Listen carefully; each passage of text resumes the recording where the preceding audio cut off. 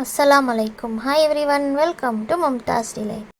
இஃப்தார் ஸ்பெஷலில் ஒரு ஹெல்த்தியான ட்ரிங்க் தான் பார்க்க போகிறோம். ரம்ஜான் மந்தில் கம்பல்சரி எல்லார் வீட்லேயும் இந்த ஹெல்த் ட்ரிங்க் செய்வாங்க. இந்த ட்ரிங்க்கோட பேர் என்னன்னா ஹரீரா. இது எல்லார் வீட்லேயும் ஈத் அன்னைக்கு கம்பல்சரியாக செய்வாங்க. இந்த ட்ரிங்க் செய்கிறதுக்கு முதல்ல ஒரு ஸ்பூன் கசகசா, அப்புறம் ஒரு ஸ்பூன் அரிசி, அப்புறம் பாதாம் நல்லா ஊற வச்சு தோலெல்லாம் நீக்கின பாதாம் எடுத்துக்கலாம்.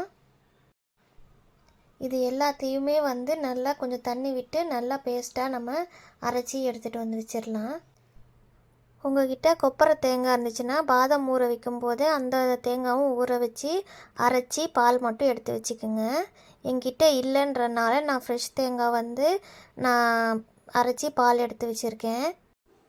ஒரு பாத்திரத்தில் 1 டீஸ்பூன் நெய் போட்டுக்கலாம். நெய் உருகினதுக்கப்புறம் ரெண்டு 3 ஏலக்காய், 2 துண்டு பட்டை, அப்புறம் 10-15 முந்திரி போட்டு நல்லா கோல்டன் ப்ரௌன் ஆகிற அளவுக்கு வறுத்துக்கலாம். முந்திரி கோல்டன் ப்ரௌன் ஆன உடனே நம்ம 10-15 காஞ்ச திராட்சை போட்டு நல்லா பலூன் மாதிரி உப்பி வந்ததுக்கப்புறம் ஒரு 1/4 டம்ளர் தண்ணி போட்டுக்கலாம். தண்ணி போட்டதுக்கப்புறம் நான் 1/4 லிட்டர் பால் போட்டுக்கிறேன். பால் போட்டதுக்கப்புறம் நம்ம சுகர் போட்டுக்கலாம்.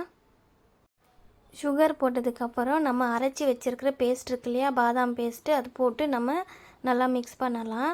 மிக்ஸ் பண்ணிக்கிட்டே இருங்க. இது கீழே செட் ஆகிடும், இல்லைன்னா கட்டி தட்டுடும். பாதாம் பேஸ்ட் போட்ட உடனே ஒரு 5 நிமிஷம் நல்லா கொதிக்கட்டும். கொதித்ததுக்கப்புறம் நம்ம தேங்காய் பால் போடலாம். பாதாம் பேஸ்ட் போட்டு நல்லா கொதிச்சிருச்சு. இப்போ நம்ம தேங்காய் பால் எடுத்து வச்சுருக்கேன், அது போட்டுக்கலாம். இது ஃபஸ்ட்டு பால், செகண்ட் பால் அந்த மாதிரி ஒன்றும் இல்லை. நல்லா தேங்காய் பால் எடுத்து வச்சு நம்ம அப்படியே டைரெக்டாகவே போட்டுக்கலாம். போட்டுட்டு ஒரு 5 நிமிஷம் மட்டும் கொதிக்க வைங்க, ரொம்ப கொதிக்க விட வேண்டாம். இந்த ஸ்டேஜில் உங்களுக்கு சுகர் பத்தலைனாலும் நீங்கள் இப்போ போட்டுக்கலாம்.